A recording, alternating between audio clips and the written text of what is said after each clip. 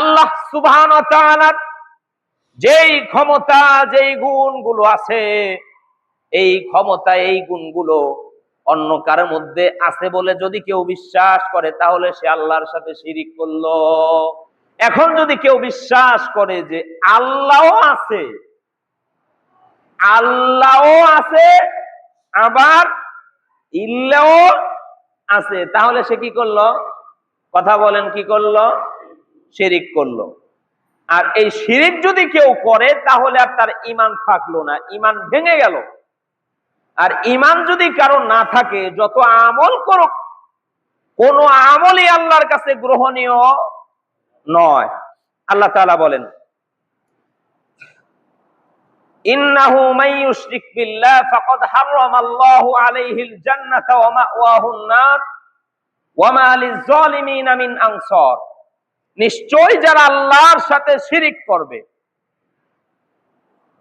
আল্লাহ তাআলা তাদের জন্য আল্লাহ তাআলার তৈরি করা জান্নাতকে হারাম করে দিয়েছেন, এরা আর জান্নাতে যাবে না।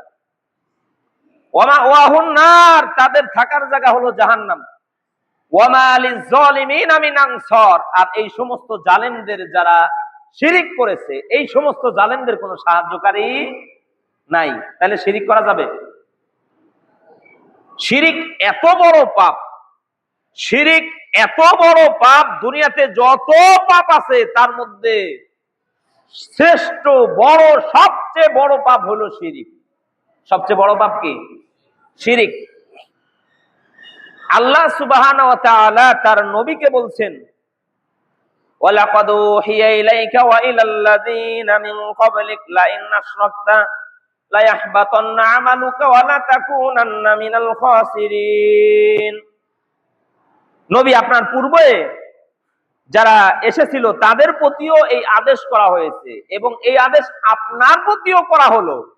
আদেশটা কি? নবী, আপনিও যদি আল্লাহর সাথে শিরিক করেন, আমাদের নবীকে বলছেন। কাদের নবী? কথা বলে না। আমাদের নবীকে আল্লাহ তাআলা বলছেন, নবী, আপনিও যদি আল্লাহর সাথে শিরিক করেন, তাহলে আপনার সমস্ত আমল বাতিল বলে গণ্য হবে এবং আপনি ক্ষতিগ্রস্তের অন্তর্ভুক্ত হয়ে যাবেন। নবী মুহাম্মদ সাল্লাল্লাহু আলাইহি ওয়াসাল্লামকেও আল্লাহ তাআলা ছাড় দেন নাই শিরিকের ব্যাপারে। শিরিকের ব্যাপারে আমাদের নবীকেও সতর্ক করে দিলেন, নবী, আপনিও যদি আল্লাহর সাথে শিরিক করেন, তাহলে আপনার সমস্ত আমল বাতিল হয়ে যাবে। শুধু বাতিলই হবে না, আপনি পরকালে ক্ষতিগ্রস্ত হয়ে যাবেন। তাহলে এবার একটু চিন্তা ভাবনা করেন, শিরিক কত বড় পাপ। এখন শিরিক কি আমরা এটা বুঝি না। শিরিক কি আমরা এটা বুঝি না।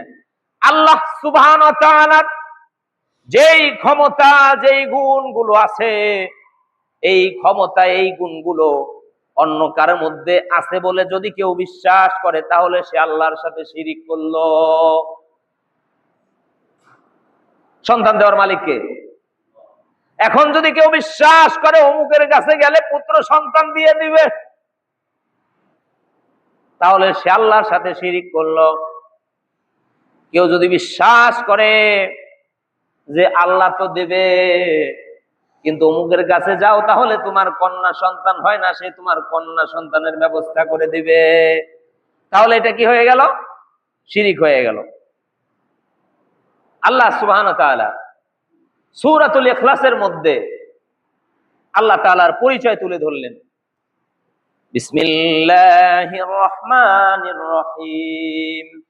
কুল হুয়াল্লাহু আহাদ আল্লাহুস সামাদ লাম ইয়ালিদ ওয়া লাম ইউলাদ ওয়া লাম ইয়াকুল লাহু কুফুয়ান আহাদ।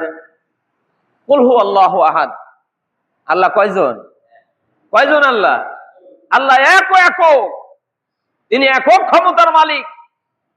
আল্লাহ যদি দুইজন থাকতো, একজন বলতো এখন কিছু গোলামের আমার কাছে রৌদ্র চায়, আমি রৌদ্র দিব, আবার আরেকজন বলতো এখন আমার কিছু গোলামেরা বৃষ্টি চায়, আমি বৃষ্টি দিব। ভেজাল আসলো কিনা? ভেজাল ছিল কিনা? ভেজাল কিন্তু ছিল। ভেজাল লাগতো কি লাগতো না? কোনো ভেজাল নাই, কারণ আল্লাহ কয়জন? একজন। আল্লাহ একক। আল্লাহুস সামাদ, লাম ইয়ালিদ ওয়া লাম ইউলাদ ওয়া লাম ইয়াকুল লাহু কুফুয়ান আহাদ। আল্লাহ সুবহানাহু ওয়া তাআলা কারো কাছে ঠেকা না। আল্লাহ কি কারো কাছে ঠেকা? আল্লাহ কারো মুখাপেক্ষী? আমরা যদি নামাজ নাও পড়ি, আল্লাহর কোনো লস আছে? আমরা যদি রোজা না রাখি, সব যদি নামাজ কালাম বাদ দিয়ে, রোজা বাদ দিয়ে, সব যদি গুনাহের কাজ করে জাহান্নামে ভর্তি হয়ে যায়, আল্লাহর কোনো 5 পয়সার লস আছে? আল্লাহ কারো কাছে ঠেকা না। আল্লাহ তাআলা কাউরে জন্ম দেয় নাই। আল্লাহ কি কারো জন্ম দিয়েছে? আল্লাহ তাআলা কাউরে জন্ম দেয় নাই। আল্লাহ সুবহানাহু ওয়া তাআলা কারো থেকে জন্মগ্রহণ করেন নাই। আল্লাহ সুবহানাহু ওয়া তাআলার সমকক্ষ সমপর্যায়ের কেউ আছে?